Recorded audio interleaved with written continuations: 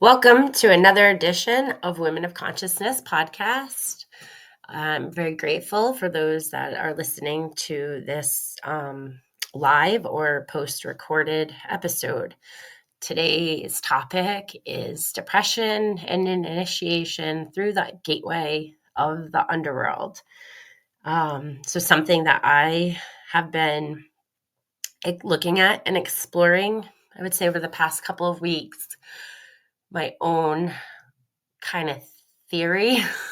um, Natalie and I, in previous episodes, have talked a lot about archetypes and our myth stories and all of these narratives. And so this really just kind of continues some of those perspectives. And I recently finished a 15-hour course for psilocybin assisted therapy settings. I do integration coaching with psychedelics. And so I was really just trying to kind of learn some new things and gain more credentials. And as I was finishing up the course, one of my last topics was around major depression. And as I was just listening to the video and taking notes and hearing the story of the lecturer, it just kind of started giving me, perspective of my own journey, my own relationship, I would say, with depression throughout my life. And it just really kind of gave me some aha moments that I wanted to sit with and dive deeper into and really look at and reflect. And then culturally kind of expand beyond me and look at it culturally and collectively and really kind of explore this myth, maybe story, narrative, archetypal energy that so many people all over the world could relate to or understand, at least through some kind of experience. And so that was my inspiration for today's topic. And so again, it's just my own thoughts and theories and opinions and things that I'm trying to look at and piece together. It's not anything that I could accredit to a book I read or anything specifically on research that I've come across. Maybe there's stuff out there, I don't know. But for now, it's just kind of my experiences and my thoughts and my point of view. And so just really kind of wanting to maybe get that conversation going, having people self-reflect. Again, that's part of our whole intention with this podcast channel, is to really bring up topics for conscious awareness for people to reflect on and integrate and look at. So with that, I'm just going to kind of dive into it. Is depression an initiation through the gateway of the underworld? I feel very strongly that yes, depression has a purpose, a very beautiful, hard purpose for us as human beings to experience and explore. So looking back at my own life and experiences, I wouldn't really diagnose myself as someone who's suffered from chronic depression or anything like that. But I will look back and say I can see cycles that I didn't fully recognize before. I always knew in the moment, when it's this low vibration, heavy energy, and when you're feeling depressed. Sometimes you don't. But it was just really recognizing okay, here's a cycle. And so I did have a cycle back a couple of years ago. And even looking at winter, right? Seasonal depression. I think that's a big thing that a lot of people know, the coldness, the time change, right? We're kind of heading into moments of seasonal depression. But again, looking at myth and story, it's, that time when Persephone goes into the underworld, and so we have like all of these cultural stories and archetypes that again reflect the seasons and the energy and what that's meant for. So we know, like in winter, animals hibernate. We are supposed to slow down. Crops aren't growing. It's just this lull. And so I feel like depression happens more in that state of time compared to like the summer. Um, and so looking back at my own self, like I was saying, a couple of winters ago, I really had the most massive cycle of depression that was really, really impactful. And I knew when I was in it that I was going through it. There was no denying it, but it was really hard to get out of. um, can acknowledge the depression, right? When you're in it, and it can kind of be easy to say, like, try and find things to do better, get up, go for a walk, take a shower, whatever, do these things to try and lift the mood and change the energy. But when you're in such a depressive state, like, you just don't care. You don't care. There's a lack of caring. You don't want to do anything. There's no energy to do anything. The smallest tasks are overwhelming and too much. So to just put the energy that I had in, maintaining house chores or whatever, was like, for a while, all I could really do, and then focus on school, because that was always such a priority, when I was getting my master's degree. And I was actually supposed to graduate, I believe, that winter. And I decided not to. I stayed on for a whole nother year and a half to go for more certifications and credentials. And so I had quit my job that summer and was gung ho on starting my business, and really kind of shifting career fields and struggling with living in this matrix, this paradigm, that's shifting.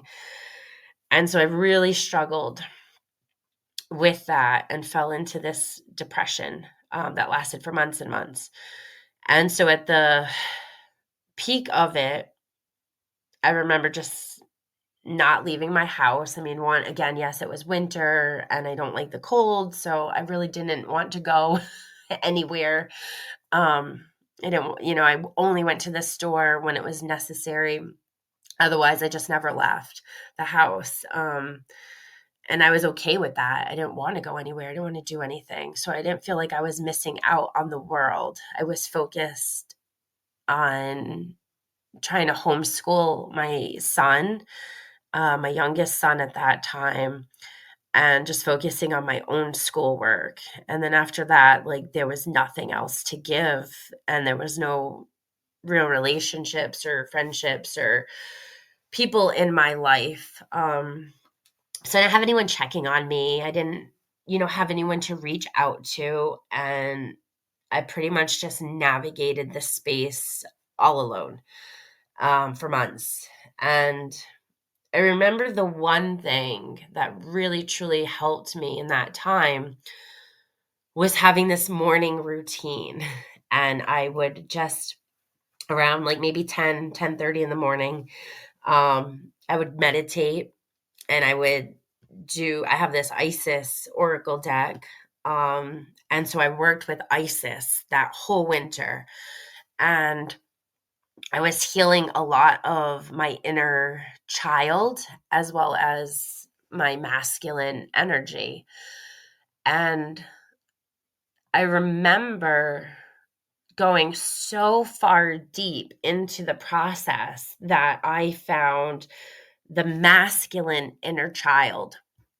And I remember having this huge aha moment, because I had never occurred to me before to really split the inner child into the masculine and feminine energies.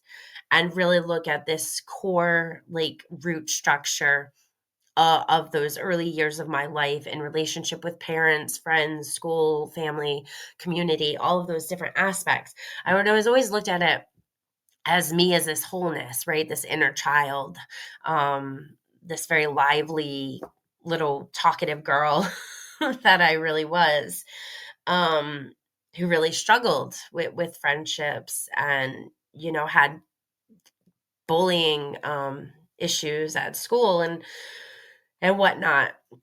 And so it was really looking at this wounded, absent, dormant, masculine inner child energy, right? And like, where was this little protector?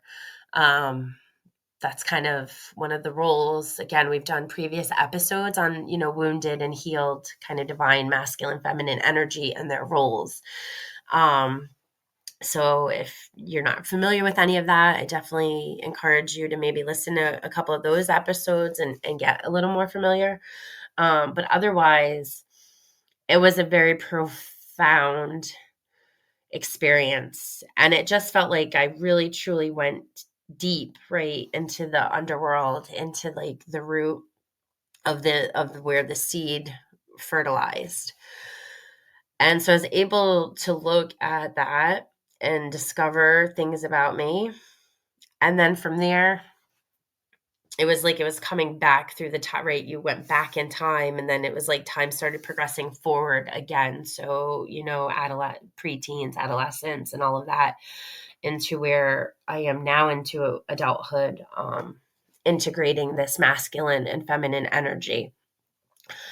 So I will say, had I not had the time home alone, day in and day out, to kind of like isolate, because I just isolated. I would come out, I'd engage with the family and do what I needed to do, but then I'd kind of isolate back into my bed, come out again, and then isolate again. And that was my cycle. I always feel like I'm very introverted anyways, so I kind of need that naturally to be able to process and analyze and be introspective. So that's just part of my personality. But it was just months of no distractions. um, because I wasn't going to my job. I had given that up, and luckily, like, I was okay, and I had secured myself to have that space. And I really do believe it was part of the co-creation with the universe, right? The universe, my soul, giving me that gift of time and space and freedom to dive deep into depression and really explore myself and what it was that I was wanting to create, what it was that I felt that I was lacking and missing.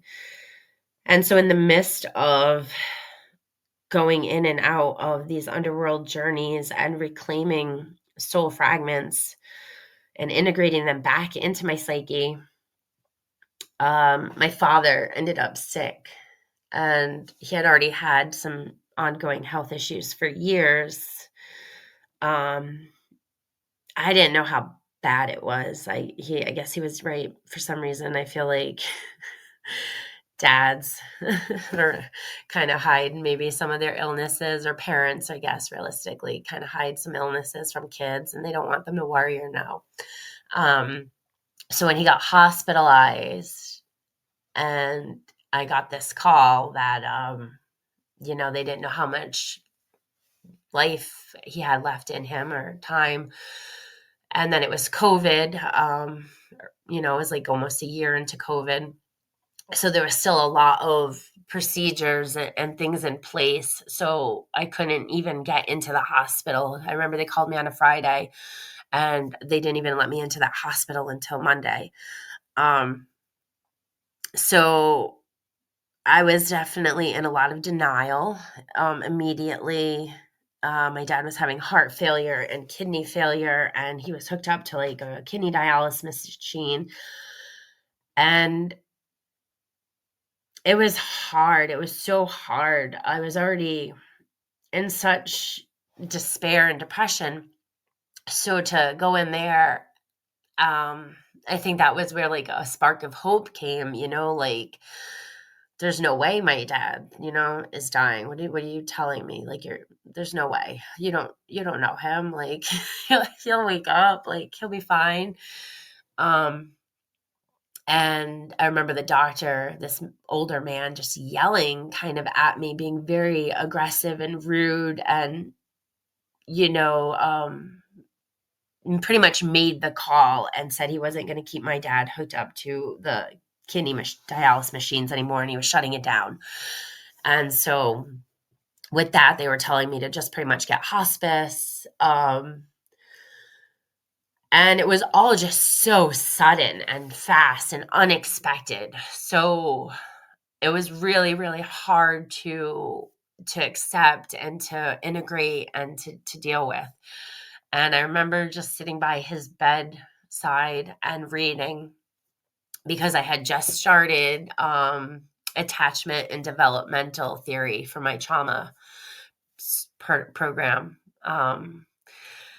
And so I'm sitting there. I remember I'm reading all about like developmental trauma, and I'm recognizing like I'm in the process of going through developmental trauma, because this situation is now completely traumatizing me. And I'm already in such a low state of depression. And so it was hard. It was just really, really hard to kind of go through that. And it kind of forced me to have to engage with people and kind of go out into public and to deal with all these arrangements. And I think I really just hit a massive grieving point, because on one hand, I was trying to honor my father and his life and his legacy and who he was. And yet at another point, I was really not ready to let go. And so like a month or so had gone by. And I remember my youngest son, the one that I was homeschooling at that point, um, we managed to go for walks, and that was one thing that really helped, was just going for these walks and really connecting and talking. And I was trying to get him to be like grounded in nature and tapping into his senses as we're out and exploring and have conversations around it. And I really feel like that helped me get through. And we still to this day go for walks, which I'm so grateful for. And I love our daily walks. And that's, one way to really kind of get through depression, is to just connect with nature, right? To try and get yourself into the sunlight, to get yourself out of that bed, out of that room, off the couch, just out. And so I'm grateful for that time period. But I remember at that point, he really had like this heart to heart with me. And he was concerned, and it's funny how children kind of are very observant and notice things, and they will bring it to your attention in a very honest way. And it kind of just makes you like have that aha moment of like, oh wow, they really are watching and looking and listening, and they really are seeing me beyond what I'm saying or doing, right? They're feeling my emotions, they're understanding my sadness. Um, and so he was telling me that like I just needed to try harder at life, that I just needed to get up, and just shower and put on makeup again, just go to the grocery store and just try. and and I think with that, it was a little bit of humor and reality check that was able to shift the energy, that was able to make me be like, okay, I can't, this has been like what, probably 6 months of my life now. And I can't stay here. I can't stay in this underworld energy anymore. And ironically, at this point, it was really coinciding with the end of March, beginning of April. And again, that spring equinox, right? It's time to come out of the underworld. It's time for rebirth. All of the animals are coming out of hibernation, right? Fertility is at its peak with all of, the babies kind of being born out in the animal kingdom. The plants all coming back to life.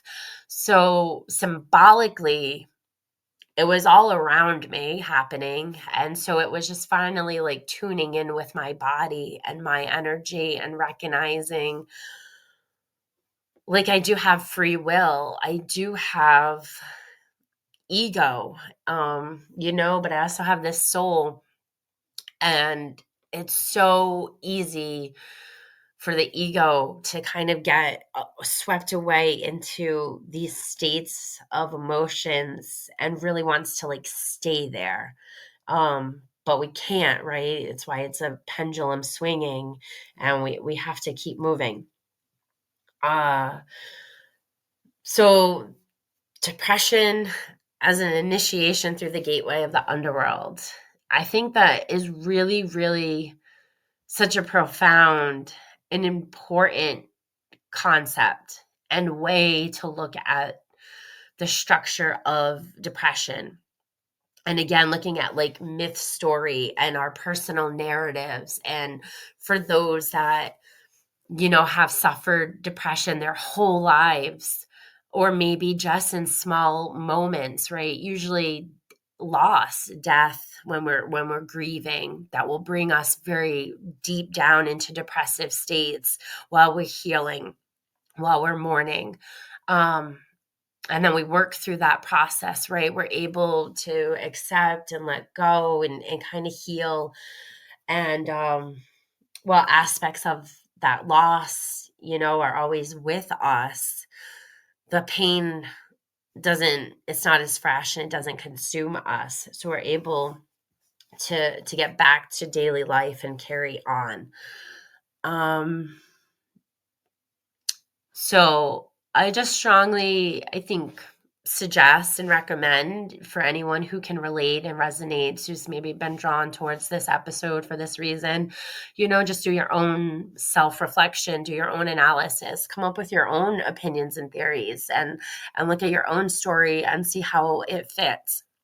Looking at what, depression taught you or where it brought you. Because it serves a greater purpose, right, than just causing us to isolate and kind of give up on creating and manifesting and engaging with life around us.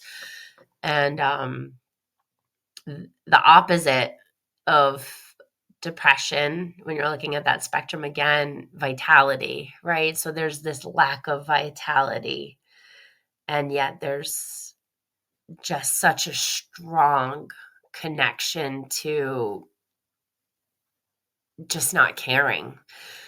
And when you reach that depth, when you're able to go that deep and that dark, that in itself is its own ego death, right? Because you're able to accept death. You're able to recognize, like, I can't go on in this way. I can't, whether it's a job or relationship, living in a certain location, whatever it is, there's a lack of alignment that is there, right? The soul, the ego, there's the odds happening, there's internal conflict with the external world. And everybody's different. So I don't want to make assumptions or anything, but I'm just kind of, again, personal experiences and other things that I have come across in my lifetime. But I think depression, I mean, one, it's so common and so popular amongst definitely Americans. I don't really know the stats globally, but I know in America, it's like millions and millions of Americans suffering through depression. So even looking at like that statistic, it kind of made me wonder, like, why? Why? Why are we so far out of alignment? Why are we struggling between the internal and external world so much that like we're constantly caught up in these cycles of depression? And then, like, how are we handling that? I think a lot of pharmaceuticals come into play, or self-medicating, right? A lot of coping mechanisms and addictions happen to try and ease and comfort the the body, the mind through depression. And so, and I don't want to say ignorance. I'm just going to say like non-awareness. Um, it's the like delusion kind of, or the illusion, right? We're just not even fully aware sometimes. We just know like, oh, maybe I'm just down, or, I'm just kind of feeling gloomy or whatever. Um, you know, Mental health, depression, all of these things, sometimes it's culturally seen as weakness. I think we're doing better in the last few years of mental health awareness and trying to have like mental health days. School systems are teaching about it. I think in the workplace, maybe it's okay and becoming more acceptable for people to focus on self-care and take time off, compared to a few years or generations ago when everything was just swept under the rug, as well as I would say pushed behind the mask, right? Because we have to kind of put the smile on our face and just tell the world, I'm fine and I'm okay, and just kind of suppress those emotions and those real states that we're living in. And just wear this fake mask, through our daily engagements. And that's really hard to do with depression. It's really, I mean, if you can pull it off every day, like I applaud you in some ways, because I have never been able to really fully hide that darker energy. So I think from my experiences, again,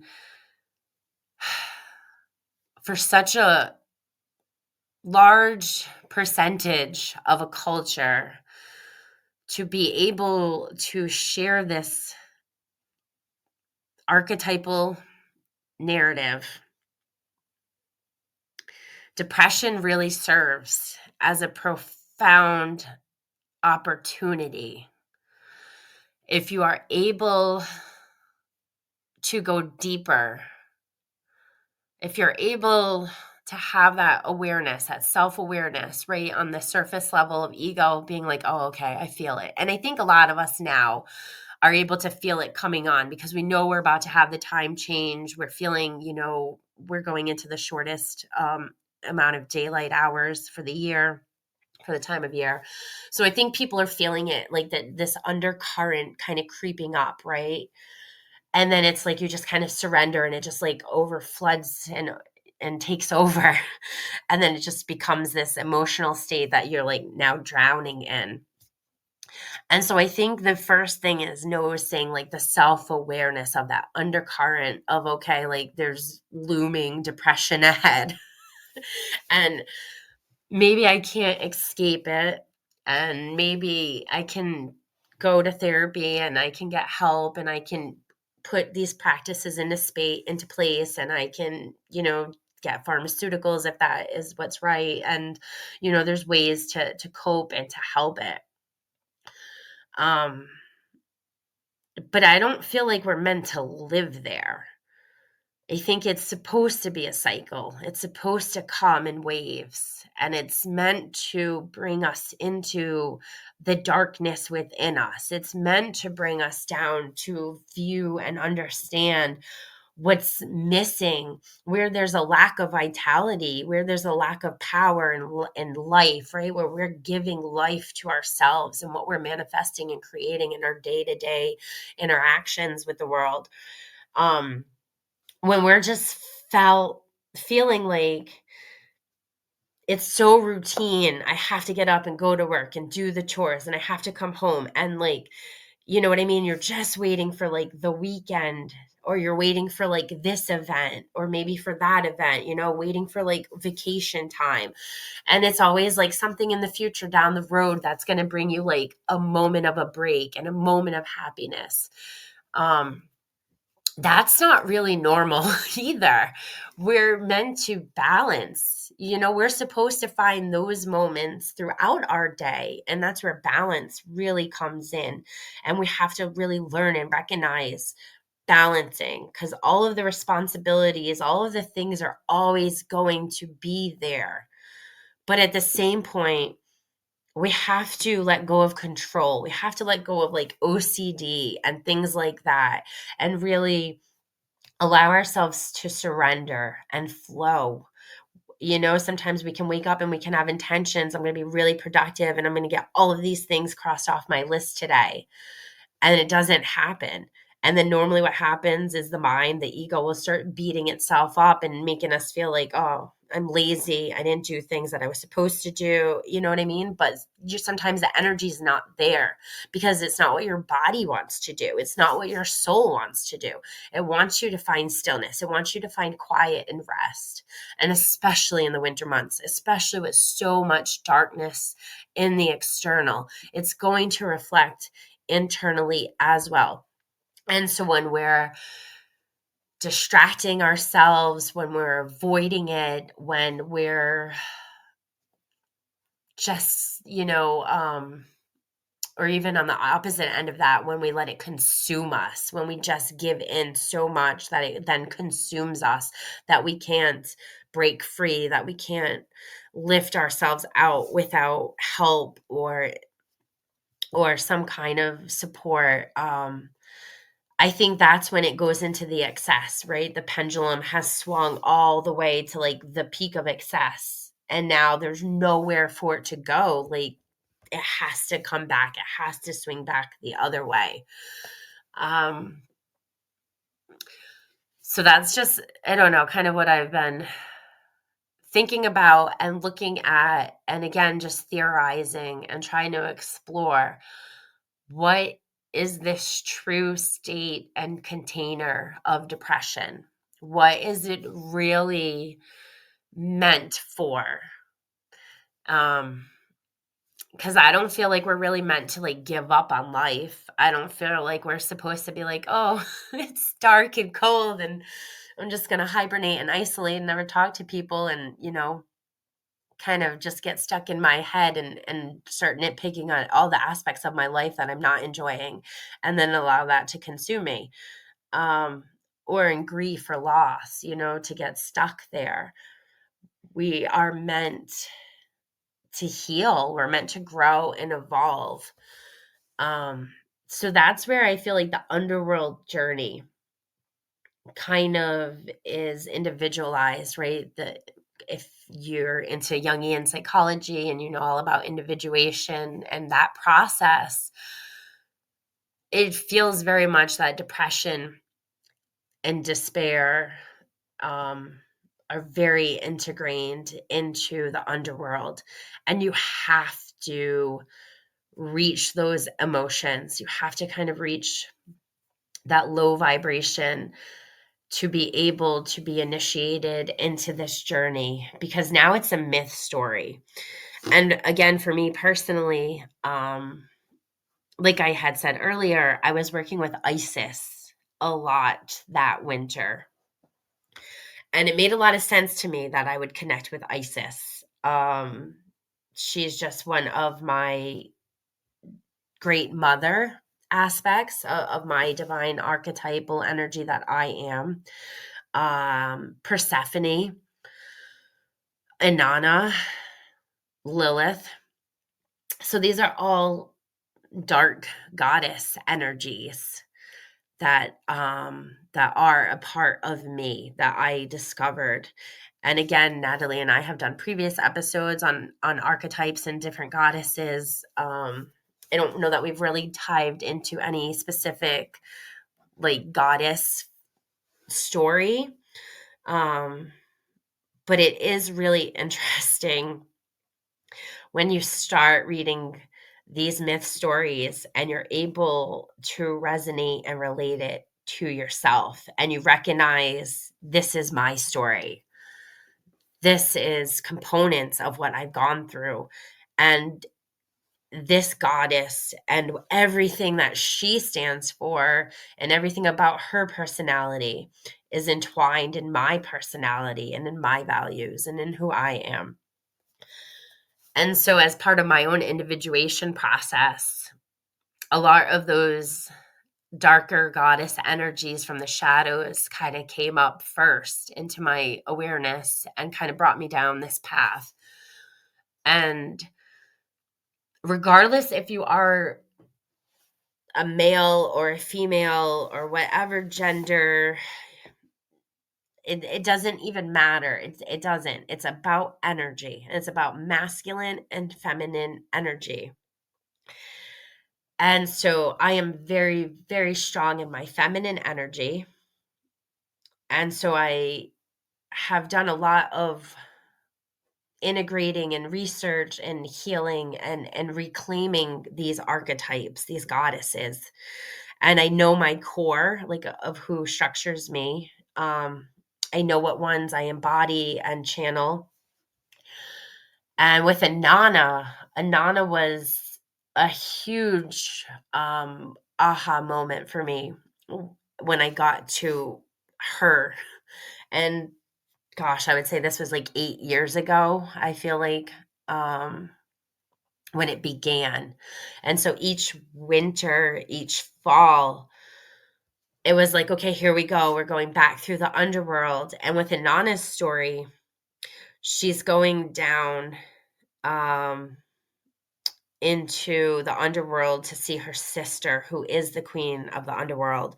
And she has to go through these 7 gateways. And at each gateway, she has to strip off a piece of jewelry or her clothing.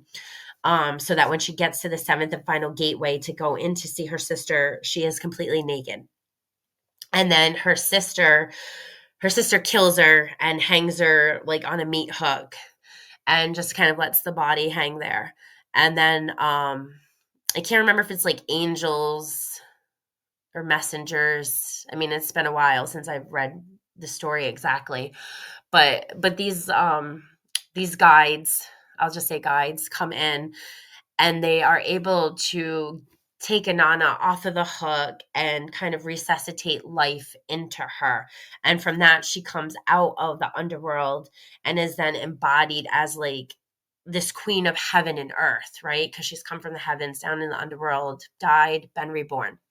And really, it's there's a lot of symbolism for the 7 chakras at each 7 gateways. So having to take off like a belt around her waist, having to take off like a crown, having to take off a necklace, a talisman, all of these things, right? It lines up with the chakras. And so that's where energetically in the body, everything gets kind of blocked and stuck. And so if you can work with your chakras and you can move things out, that in itself will bring about healing, that will bring about different cycles in your life. So that's a whole different discussion. I'm not going to go into that, but I related to that. I very much related to that because I'm such an advocate for like energy body, knowing your energy body. It doesn't matter if you do it through the chakras or other modalities around the world, but understand your energy body is so extremely important. And then to get naked, right? To be completely vulnerable is really what that part of it is. It's just this sense of complete vulnerability to stand here with nothing to hide behind, nothing to protect you, and then allow death to strike you, which she did. And her sister, it is symbolically her. It just represents her. It's her own shadow. It's her own internal being. And so it's not even about an actual other person. So that in itself, it's like, okay, if I'm going through the underworld and I have to go through these gateways, right? Am I passing through each gateway? Or am I getting hung up because I don't know how to take off and release this piece of jewelry that is really choking my throat chakra and keeping me from speaking my truth? Is it really, or maybe it's clinging to my throat so bad because I've been so hurtful. I've been so hurt my whole life that now I'm hurtful to others. So I don't care how bad my words hurt you. I'm just going to lash out. You know what I mean? So like looking at each gateway and what needs to be relinquished and let go of so that we can enter the next one. So I feel like if we're not able to do that, if we just surrender to, well, I feel like crap and I don't want to engage in life because depression has overtaken me and I'm just going to let it, we're not really we're not really learning the self-awareness of our own potentials, right? We're kind of keeping ourselves blocked at that gateway where we can't go through to the next one and the next one, because there has to be a death at the end. There truly does. But that's the way out. That's the light at the end of the tunnel. Death and rebirth, death, life, death. Like, it's all constant cycles. And to be too afraid to get vulnerable, to be afraid and not want to dive in of self-exploration, you're going to hold yourself back at a gateway, and you're going to be surface level, and you're going to be stuck.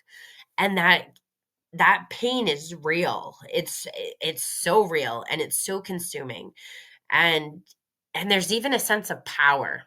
There really is. When you kind of reach depression where, like, you don't care about anything, that is a beautifully dangerous place to be, because that is what allows the ego to die.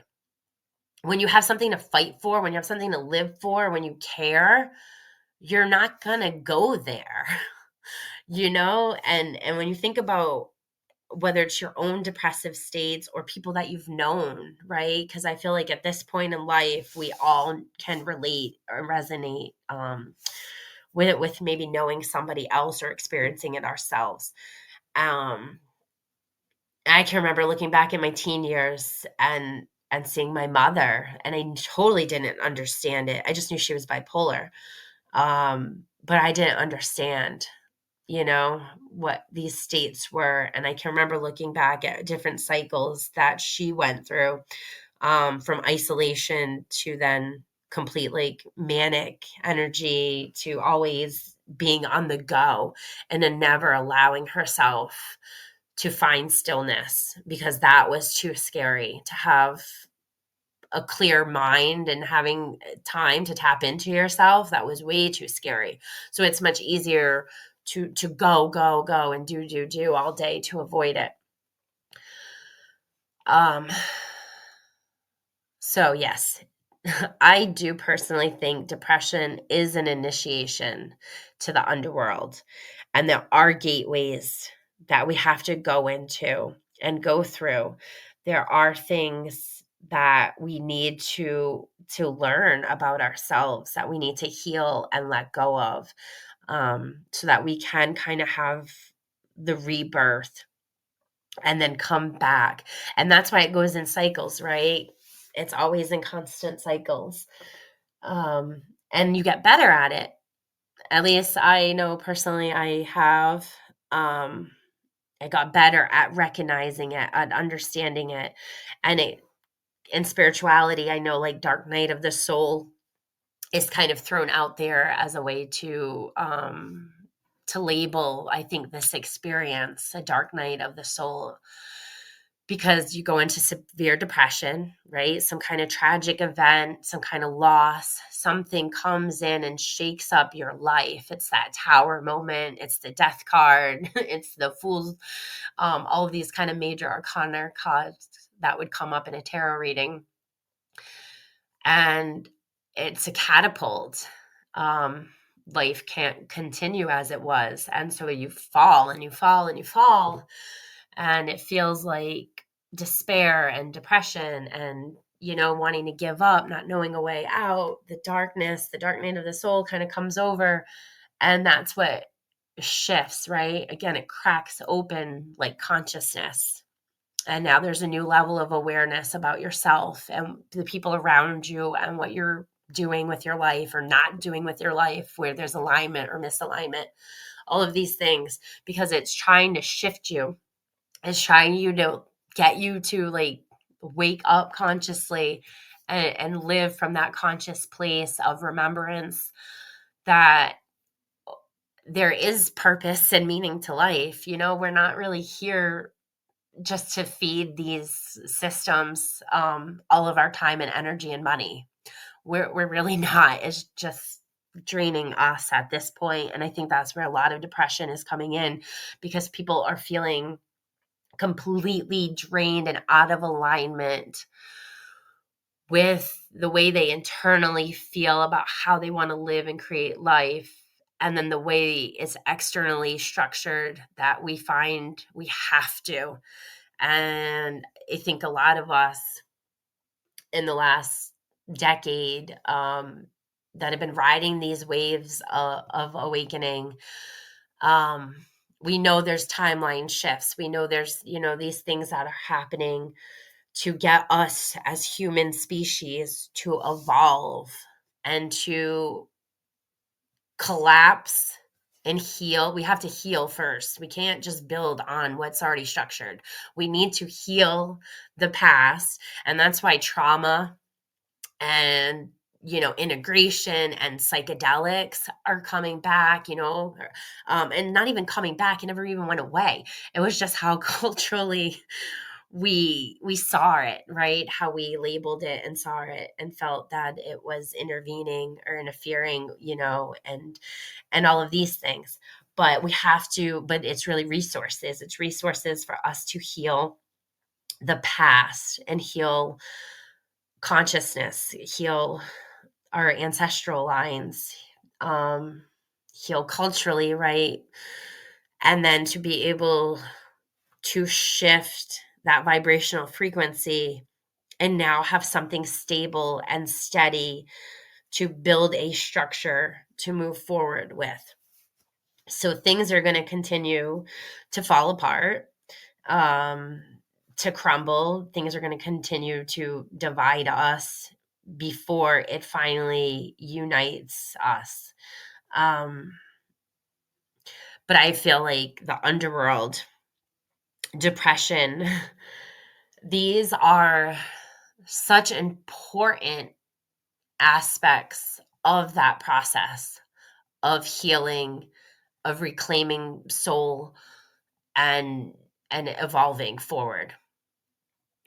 So that's what I've been thinking about the past couple of weeks. And I didn't really have anything specifically that I really wanted to dive into. I just knew I wanted to do do an episode around the topic, just to bring up, I think, the conversation, just to get people to, again, reflect, to think about it, to really analyze it through their own, personal experiences, or however you're able to resonate.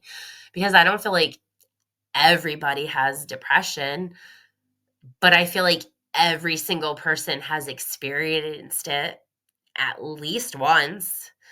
And I don't know, it's pretty interesting. So it's painful when you're in it, for sure. It's hard. It's a hard space to navigate. Again, there's so much there in that darkness. Right? That's why it's the shadow energy. And so, but it doesn't need to be feared. The thing with the shadow, right, is it wants to be acknowledged. It wants to be recognized. It wants to be seen. That's how we integrate it back. That's how we do the soul retrieval, when we can sit with the uncomfortable and the ugly and the messy and the painful, and we can truly sit with it and allow it to have space and allow it to feel seen and heard and recognized. That's how we begin to integrate it. That's how we turn it from shadow to light. So whatever works for you, whether it's listening to music, writing music, doing poetry, dancing, yoga, breath work, meditation, art, painting, drawing, all of these, sculpture, all of these beautiful, beautiful creative outlets. I know for me personally, I write my best poetry that just comes, I just channel it. It just comes like this faucet's turned on and it's just there. I come through my best poetry in my depressive states. When I'm happy and on cloud nine, like, I'll get a lot of creative insights on things I want to do, but I can't sit down and be like, I'm going to write a poem about this or that. Like, it just doesn't, there feels like more of a block there. So again, that's something that I've noticed about myself, is how it's so much easier to tap into this poetic state when they're in the pain, right? Because I'm really channeling up that dark pain. Um, and I think another big thing is just, again, culturally where we're at. Kind of going back to like the mental health aspect, it's come a long way. It's gotten a lot better. But I feel like we still get uncomfortable with seeing other people um, acknowledging, right, their negativity, their energy when they are in such depression. Like nobody cares about me. My life sucks. No one's there. Like I hate my family, and like all of this stuff. And I just honestly, I'm going to be really honest. There's a person on my Facebook friends list that I'm not even honestly friends with. Um, we went to school together, and I didn't even really like her very much in childhood. Um, but for some reason, like we're Facebook friends, and she posts so much all the time because she's just living in depression. And I feel bad for her. And there's been a few times I've almost wanted to reach out and offer coaching sessions, like I don't know, offer something to like maybe help or whatever. And I don't know if she would take me up on it or do it or not. So maybe that's why I just haven't even bothered. But I feel bad for her. I have a lot of sympathy and empathy for what she shares. This lack of family acknowledgement, this lack of self-love, this lack of living a life.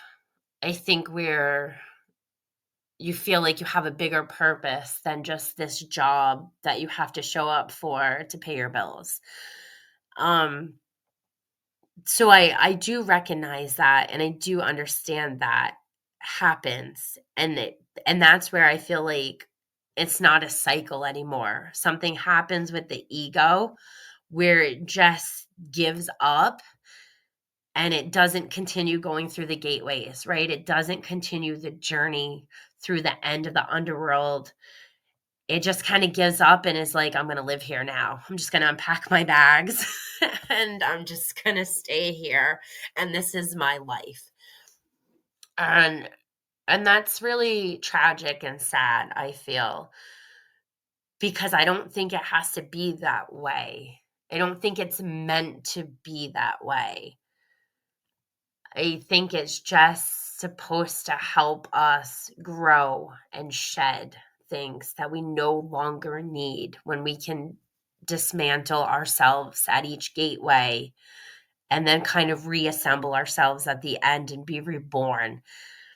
Because now it's like, right, that's where purpose and vitality is. No, I don't want to do this anymore with my life. No, I don't want to be in this relationship anymore because this person, it's just not a healthy fit. It's toxic, right? A lot of our relationships are really, really toxic. They're surface level. We don't feel safe to even get vulnerable, to go into the underworld with our partners. That's a whole different other topic in itself.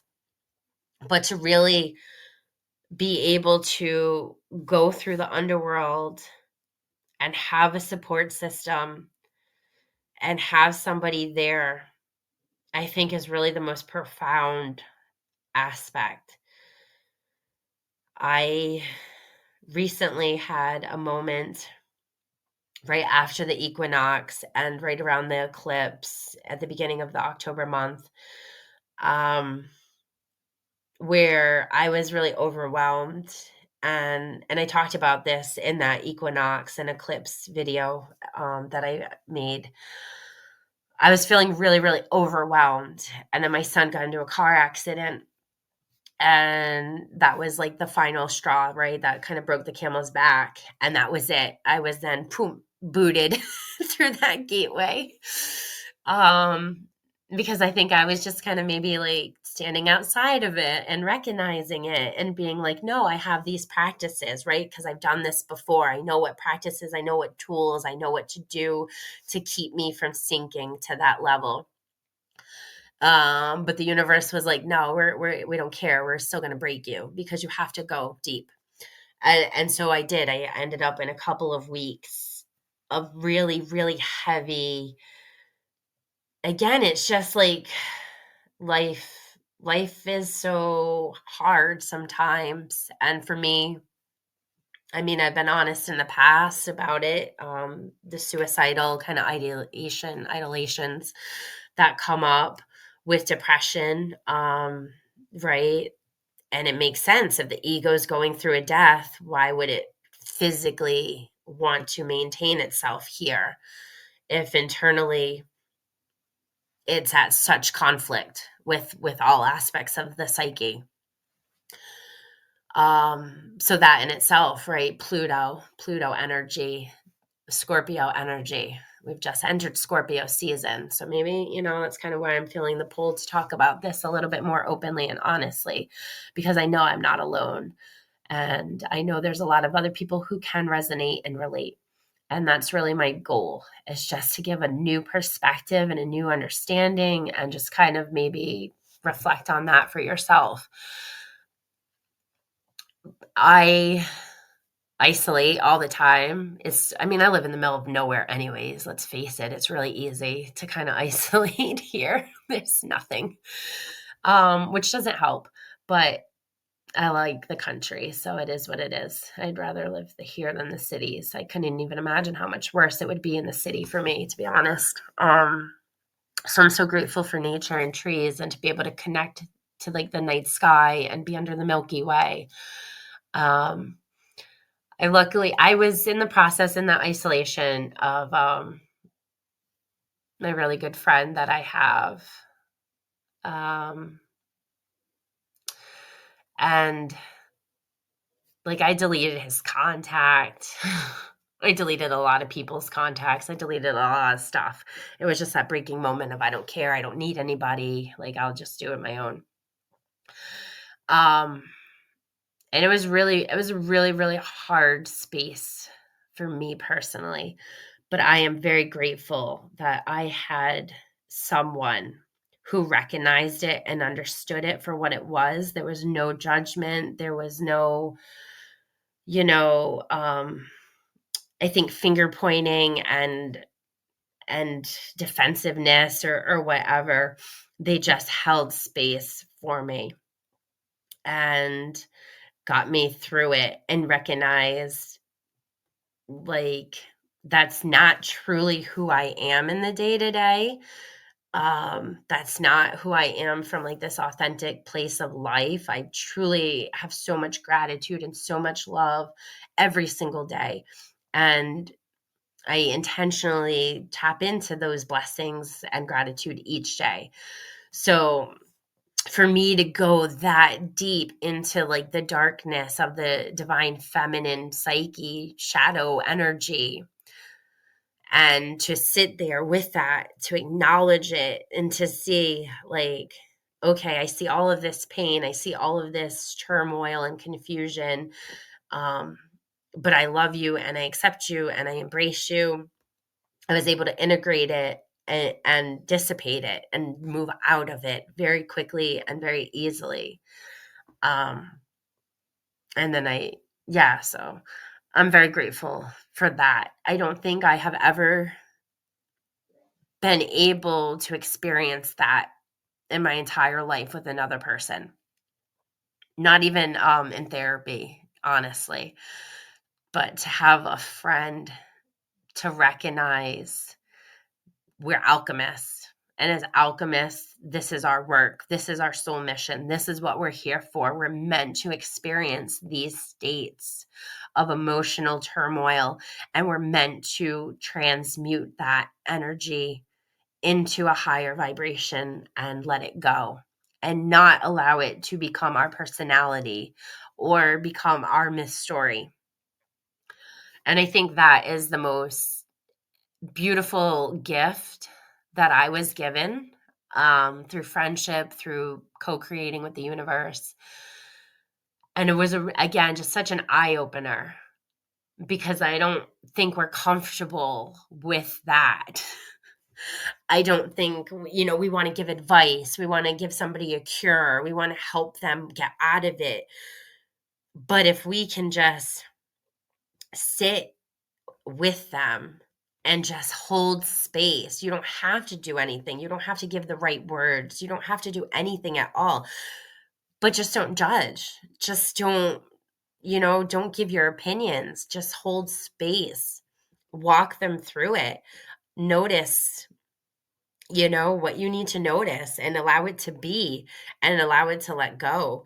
That is just, I don't think our friendships are there, honestly.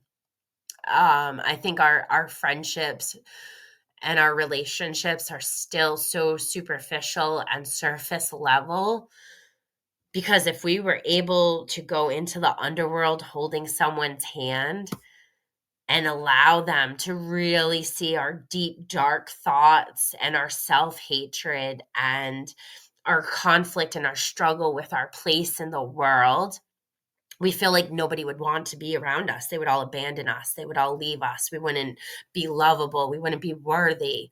And so, right, that's where that fake smile and that mask comes on. And we're just like, I'm fine. I'm good. It's okay. Well, I wasn't okay. And I let him know that I wasn't okay. And I was really like, I remember at a moment, like, this man is never going to talk to me. I've just lost my best friend. He is never going to talk to me again.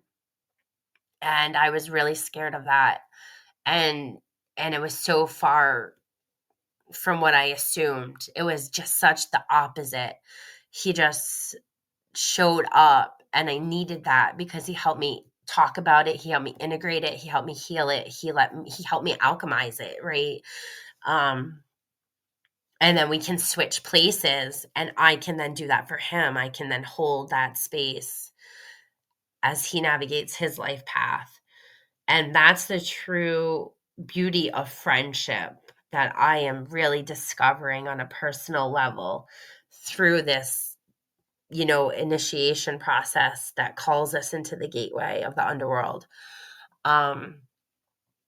So I feel like culturally and collectively, we have to do the work individually for ourselves, but then we need to take those experiences and those wisdoms and those stories, and we really need to be able to feel safe to share them. Because if you're too vulnerable and too fearful and whatever of rejection or being misunderstood or labeled or whatever, you're never going to open up and share those things.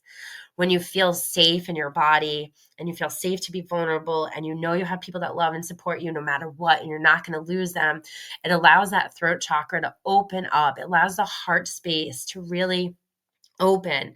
And then the chakras naturally start spinning, right? They start moving those blocks. They start moving that energy out. And that, and again, in itself is a beautiful process of the healing that's really happening every moment of every breath you take. It is such an opportunity for self-awareness and to really look at your life, your experiences, your story, where you are, where you're headed, where you just came out of.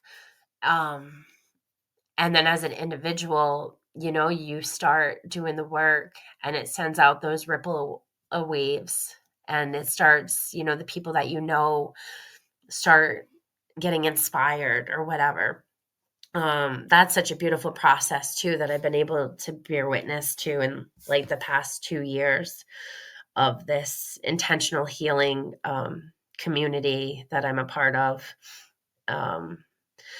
And then holding space as an integration coach for those that are doing psychedelics, and as well as myself doing the psychedelics and doing my own journey of healing.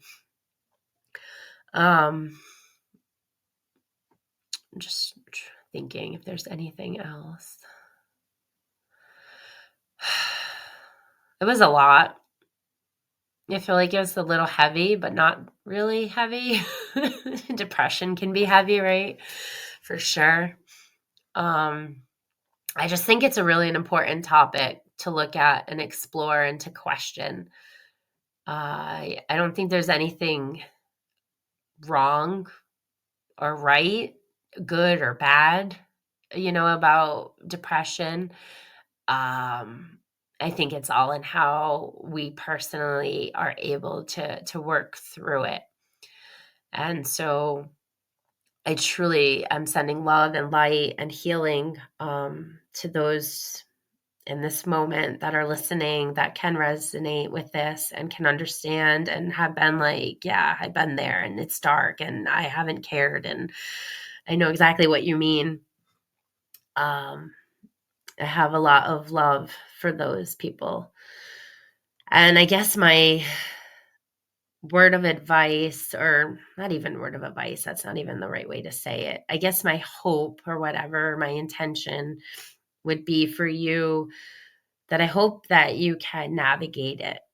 I hope that you find the strength within yourself to take it as an opportunity to get to know yourself better, to really get to look at your life through different lens of self-awareness, to be able to connect with your own archetypes, you know, whether they're gods or goddesses, you know, looking at your own story of myth and really overcoming these struggles and these moments of harsh challenge and really recognizing that if you get to the meat hook, it's not the end, it's a new beginning. And there is a birth, there is a rebirth. And that's a powerful, beautiful space to reach and to come through and come out of. And then just taking that wisdom from what you learned and applying it the next round, right? That's really where we transform and transcend rather than repeating and repeating and repeating this cycle. We need to be able to grow beyond it. We need to be able to find where things can truly end and where we can embody the wisdom and try new habits, try new practices, try new ways of being or doing, and get different results. I've been thinking a lot while I've been talking. In the back of my mind is the Wild Women archetype, the book Women Who Run with the Wolves. I've been reading that and I'm almost halfway through it. That's been very profound too. And kind of going back to that feminine energy of the underworld, of like this void of creation, this, you know, this womb space. I feel like a lot of this is deeply ingrained to the feminine consciousness of the universe and her creator aspect. So I think in one of our upcoming episodes, I'm going to dive into that book a little bit and maybe find some parts to highlight and talk about. If you haven't read the book, I definitely suggest it. It's pretty much aimed for women, I feel like, but I think it would resonate a lot with men as well, because you do, again, have a feminine aspect within you. And I think it's just a great book. She looks at different myth stories, again, like I did with Inanna. And she really breaks it down symbolically and psychologically and looks at like the human condition and how we experience these things based on that. And so I'm definitely going to bring that book into an episode in the future. Our last podcast episode, did a discussion with Lena, who is the founder of the Veteran Psychedelic Network. That's been a beautiful episode, super successful, very, very proud and grateful for that. Lena and I have been planning and are in talks to do more follow-up episodes in the future, again, around, you know, different themes there. But that doesn't have a deadline or a time set yet. So I thank those who have listened to those episodes and continue to listen to the episodes. I'm very grateful. I know we're on Spotify and Podbean and Pandora, and we have a YouTube channel and a Facebook page. So I know this is definitely hitting a lot of streaming services. And I'm just really grateful for the listens and the shares and the positive feedback that we've been getting at Women of Consciousness. I think with that, I'm just going to kind of end the episode. I feel like I put a lot out there. Again, it was my own personal theory of things that I've had perspective on and experience with and new awareness around. And so I just kind of wanted to throw this topic out there to the listeners.